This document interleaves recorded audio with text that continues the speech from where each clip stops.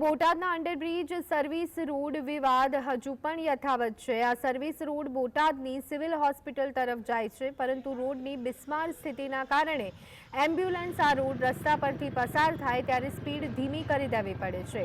સગર્ભા મહિલાને જ્યારે આ માર્ગ પરથી લઈ જવામાં આવે ત્યારે ગંભીર સમસ્યાઓ સર્જાઈ શકે છે।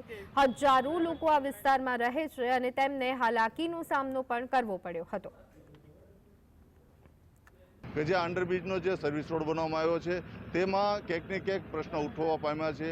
જ્યારથી બન્યો છે ત્યારથી આ રોડ તોડી નાખવામાં આવ્યો છે અને લોકોને પારાવાર મુશ્કેલી પડી રહી છે। અહીંયા સ્થાનિક હજારો માણસો પણ રહે છે, ત્યારે સ્થાનિક રહીશ છે, એમને આપણે પૂછવાનો પ્રયત્ન કરીએ કે શું સ્થિતિ છે અને શા માટે આ રોડ તોડી નાખવામાં આવ્યો। શું નામ છે આપનું?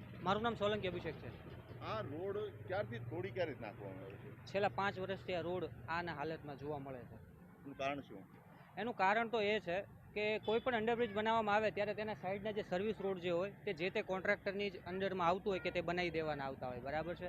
ત્યારે અહીં વાત કરવામાં આવે તો જે અંડરબ્રિજની બાજુના જે સર્વિસ રોડ, જે અનુસૂચિત જાતિ બાજુના જે બે સર્વિસ રોડો જે છે તે છેલ્લા 5 વર્ષથી એમને એમ હાલતમાં જોવા મળે છે। અને વધુ રસપ્રદ વાત તો એ છે કે રાત્રે અંડરબ્રિજની આજુબાજુનો જે સર્વિસ રોડ છે તે બનાવવા માટે કોન્ટ્રાક્ટર આવે છે, એજન્સી અહીં કામ ચાલુ કરે છે।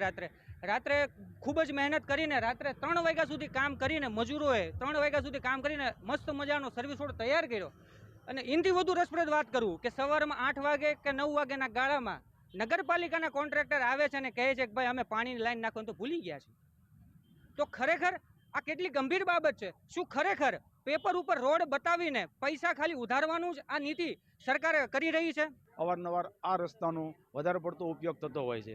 હવે આ જ્યારે અંડરબ્રિજ બનાવ્યા પછી બે છેડે ખાસ કરી અને સ્પીડ બ્રેકર એટલે બમ્પની જરૂર છે, અને બમ્પ નહીં હોવાના કારણે સ્પીડમાં જે વાહનો આવે છે એટલે ભવિષ્યમાં એક્સિડન્ટો પણ થતા હોય છે।